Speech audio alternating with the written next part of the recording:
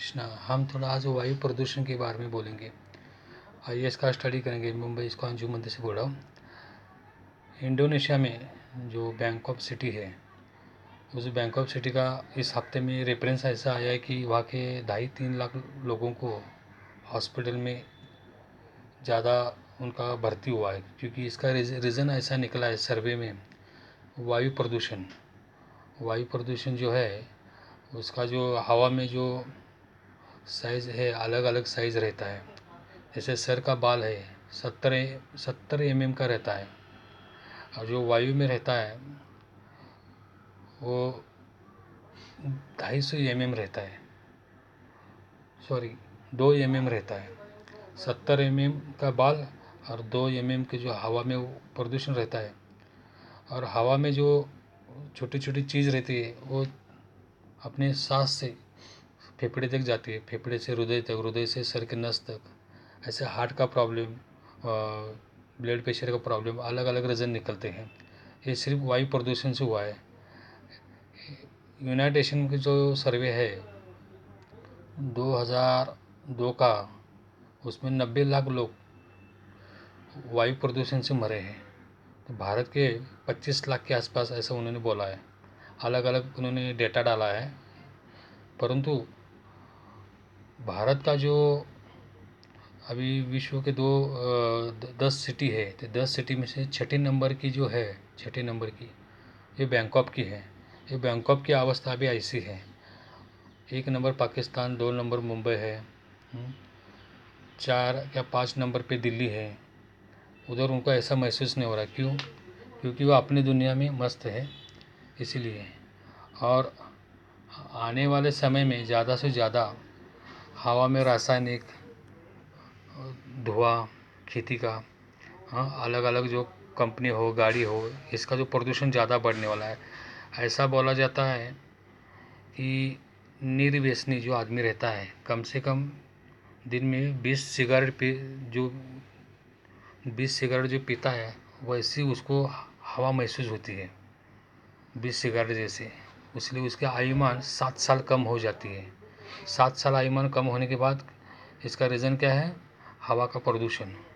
हवा के प्रदूषण से बचने के लिए हमें ज़्यादा से ज़्यादा चलना, साइकिल पे, शरीर को जो हलचल है वो रहेगा तो अच्छा है। इससे क्या होगा?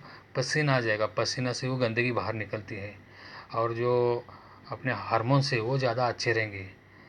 और ऐसा बोला गया है 2021 में कि जो घर की जो औरतें हैं वो ज़्यादा प्रदूषण से ख़राब होती है। कैसे? कि घर की जो हवा रहती है, खाना बनाना हो, घर के अंदर की हवा रहती है ना, उससे गैस निर्माण हो जाता है, और उससे भी शरीर को पड़ना पड़ता है, बच्चों को और औरतों को भी। ऐसे 40 लाख भारतीय औरतों को फर्क पड़ा है, ऐसा एक डेटा की निकला है। परंतु अभी भारत ये 2 नंबर पे, सॉरी 35 नंबर पे है दुनिया में वायु प्रदूषण में, और इसमें से मुंबई और दिल्ली 2 नंबर 3 नंबर के आसपास है। परंतु इसके ऊपर सरकार, वायु के ऊपर नितिन गडकरी जी गाड़ियाँ जो है जो पुराने, उसके ऊपर ज़्यादा से ज़्यादा कुछ मैन्युफैक्चर के लेवल पे ऐसा सब्जेक्ट निकाल के गाड़ियों को नए लेवल पे, इलेक्ट्रिक लेवल पे गाड़ियों का जो ज़्यादा से ज़्यादा प्रदूषण बढ़ गया तो वायु प्रदूषण भी रोक सकता है। और घर का जो गैस हो, चूल्हा हो, उसके ऊपर भी सरकार ने इलेक्ट्रिक के ऊपर ज़्यादा से ज़्यादा, कई कई देश में है इलेक्ट्रिक के ऊपर खाना बनाने का ज़्यादा से ज़्यादा सरकार उसको मदद कर रही है। इससे प्रदूषण बच जाता है। परंतु आने वाले भविष्य में इसके ऊपर काम करना ही ज़रूरी है। और दूसरा क्या है कि अभी देश में ऐसे ऐसे अवस्था हो गई है वायु प्रदूषण से कि जनता अपने काम में, नशे में, संसार में इतनी मस्त है कि वो वायु का क्या हो रहा है उसके ऊपर ध्यान नहीं है। परंतु ये इंडोनेशिया से समझ सकते हैं कि वहाँ की बैंकॉक सिटी में क्या हुआ है। 2 महीना से उनको वर्क ऑफ होम को बोला है और मुंह पे मास्क लगाने के लिए बोला है। कोरोना से नहीं, सिर्फ वायु प्रदूषण से सरकार ने उधर इतने बड़े कड़क कदम उठाए ना। तो चीन में जो कोरोना हुआ था तो दुनिया मस्त थी। अभी इंडोनेशिया का देखिए, उसके ऊपर ऑब्जर्व करना ज़रूरी है। तो आने वाले 1-1.5 साल में प्रॉब्लम होगा, हर व्यक्ति को मास्क लगाना पड़ेगा कंपलसरी।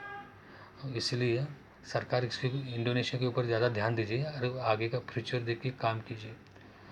तो आईएएस का ऐसा स्टडी क्यों करना पड़ता है, क्योंकि नेशनल लेवल पे जो होता है तो अपने देश में वैसा ही होता है, इसलिए आईएएस का स्टडी महत्वपूर्ण रहता है। तो ये वायु प्रदूषण हो, ध्वनि प्रदूषण हो, ये क्या नया नहीं है।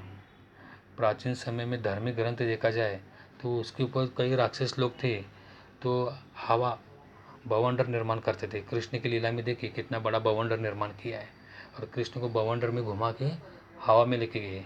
उसमें एक राक्षस था, कृष्ण ने उस राक्षस को पटका के मारा। परंतु अभी अभी भी जो सूक्ष्म रूप में हवा का जो प्रदूषण है ये राक्षस रूप ही है। तो हमें हवा अच्छा रखने के लिए क्या करना है, ज़्यादा से ज़्यादा पर्यावरण को सपोर्ट करना है। इसलिए कृष्ण किधर रहते हैं, वृंदावन। वृंदावन यानी तुलसी वृक्ष का एरिया। तुलसी और वृक्ष का जो एरिया रहता है उसे जंगल बोलते हैं। जंगल यानी वृंदावन, तुलसी का जंगल। तो हमें तुलसी ज़्यादा लगाना है, जो 24 घंटा ऑक्सीजन देती है। तुलसी देती है, वटवृक्ष देते हैं। गाय जो 24 घंटा ऑक्सीजन देती है, कार्बन नहीं छोड़ती। हाँ, तो हमें भी क्या करना है, उसके ऊपर छोटे छोटे चीज़ के ऊपर ध्यान दे के पर्यावरण को संतुलन रख के अपना भक्ति समाज देश चलाना जरूरी है। अभी कई देश की जो राष्ट्राध्यक्ष है तो हवा में रहते हैं विमान से, तो विमान में उनको कोई खुशबू आती है तो उसके आधार पे बोलता है ये देश आ गया क्या, विमान में इतना हमें गंदी बदबू आ रही है। शेन वॉर्न जो ऑस्ट्रेलिया का प्लेयर है, एक बार उसने ऐसा बोला था 16-17 साल पहले। ऑस्ट्रेलिया से जब इंडिया आ रहा था और हवा में ही बोल रहा था विमान में, गंदी बदबू आ रही है, भारत आ गया क्या, ऐसा एक बार उसने बोला था। ये गंभीर है विषय, परंतु महत्वपूर्ण क्या है कि हमें भगवत गीता पकड़ के, धर्म पकड़ के देश को, पर्यावरण को, सबको बचाना जरूरी है। तो हमें भक्ति करना जरूरी है, समाज को बचाना जरूरी है, जंगल भी बचाना जरूरी है और पर्यावरण भी। इससे छोटे बच्चे बच सकते हैं, औरतें बच सकती हैं। ये थोड़ा थोड़ा समाज कार्य हमें देखते देखते भक्ति भी करना जरूरी है। हरे कृष्ण हरे कृष्ण।